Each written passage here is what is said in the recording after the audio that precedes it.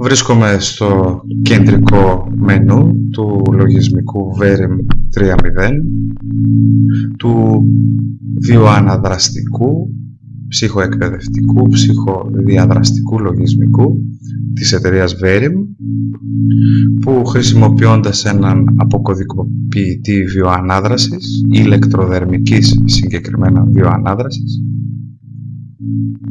εκπαιδεύει, προπονεί, εξασκεί τον χρήστη σε διάφορες ψυχικές δεξιότητες, όπως η χαλάρωση, όπως η ενεργοποίηση, όπως η συγκέντρωση και ούτω καθεξής.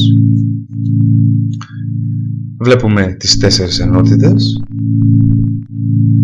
Θα ασχοληθώ σήμερα με την τρίτη ενότητα Resource. Πατώντας επάνω, επιλέγω την ενότητα και μου δείχνει αμέσως τις ασκήσεις που έχει. Μια εξαιρετική άσκηση. Είναι η άσκηση εδώ με τα έντομα, με τα μυρμηγκάκια. Ξέρω ότι φαίνεται ίσως λίγο αστείο. Αν δώσουμε λίγη προσοχή, θα αντιληφθούμε το σκοπό της άσκησης, τον οποίο επιτροχάδιν θα τον περιγράψω και μετά θα κάνω μια μικρή παρουσίαση, όχι μέχρι λήξη της άσκησης, διότι θα χρονοτριβήσουμε πολύ. Με το που πατήσω play θα έχω πίσω στην οθόνη μου κάποια μυρμήγκια τα οποία θα πρέπει να συλλέξω κλικάροντας επάνω. Όσο περισσότερη ένταση έχω, τόσο πιο γρήγορα θα τρέχουν τα μυρμήγκια, με αποτέλεσμα να καθίσταται το έργο πιο δύσκολο. Σκοπός είναι να κλικάρουμε σε όλα τα μυρμήγκια, τα οποία μετά μετατρέπονται σε πασχαλίτσες, τις οποίες κατόπιν τις κλικάρουμε, θα αρχίσουν να πετάνε. Σκοπός της άσκησης είναι πρώτα τα μυρμήγκια, εφόσον γίνουν πασχαλίτσες, μετά όλες τις πασχαλίτσες και μετά λύγει το παιχνίδι επιτυχώς. Αυτό που μπορεί κανείς σε αυτή τη συγκεκριμένη άσκηση του Verim 3.0 να εξασκήσει είναι τον χρόνο αντίδρασης σε χαμηλά επίπεδα έντασης ή στρες ή άγχους ή ενεργοποίησης.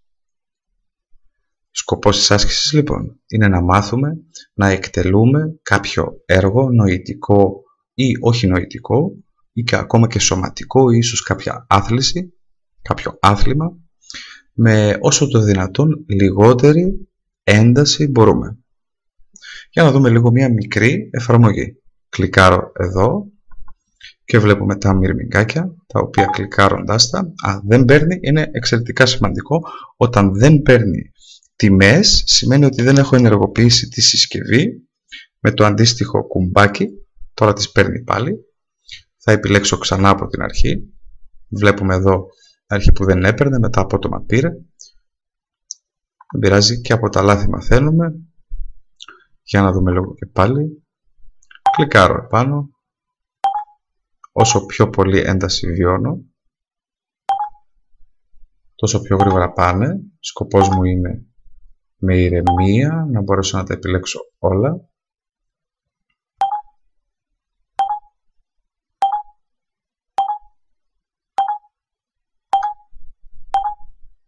Και ούτω καθεξής.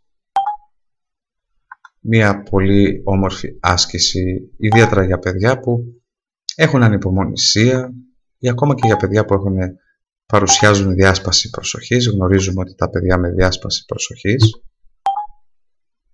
συνήθως όταν εστιάζουν την προσοχή τους κάπου έχουν τόσο μεγάλη εγρήγορση που αποσπάται κυριολεκτικά η προσοχή τους και πάει λέγοντας η άσκηση. Να μην καθυστερούμε άλλο. Θα σταματήσω λίγο να δούμε κάτι, να δούμε ότι παίρνει γράφημα. Βλέπετε, εγώ δυστυχώς χαλάρωνα. Το έχουμε μάθει καλά αυτό. Θα επιλέξω τώρα έναν μεγαλύτερο δείκτη δυσκολίας για να δούμε πόσο γρήγορα πάνε. Φανταστείτε ότι τόσο γρήγορα θα πηγαίνανε αν ένιωθα υπερένταση. Για να δούμε λίγο. Εδώ, για να καταφέρω να κλικάρω τελικά, θα πρέπει πρώτα να μειώσω την έντασή μου. Θα το προσπαθήσω τώρα λίγο.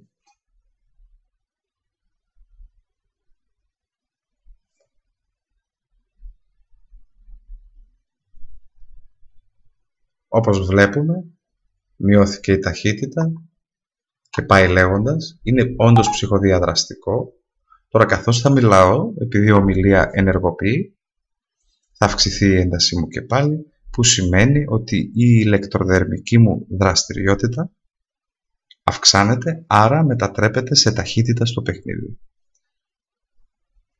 Σκοπός λοιπόν της άσκησης είναι όσο γίνεται πιο ήρεμα, χωρίς να χάσω την υπομονή μου, κάτι που θα με έφερνε σε κατάσταση υπερέντασης, να επιλέξω όλα αυτά τα εντομάκια εδώ.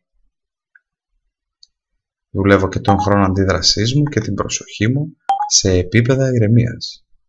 Γιατί αυτό ακριβώς επιβραβεύεται μέσω του λογισμικού.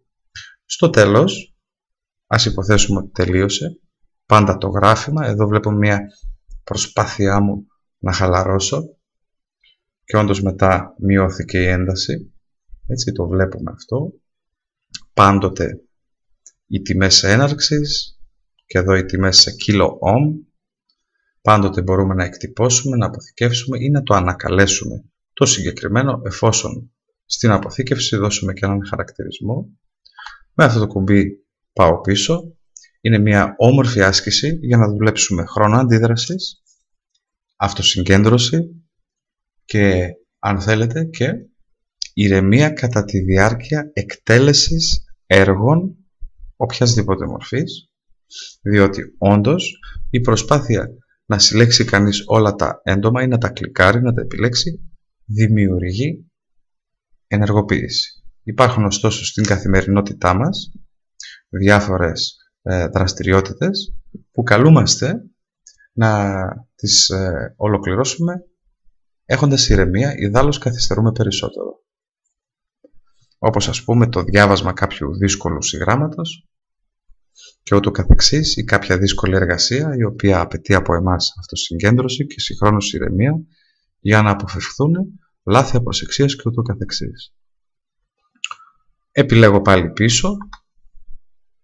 Ήταν η άσκηση Insects από την ενότητα Resource του λογισμικού Verim 3.0 της εταιρείας Verim.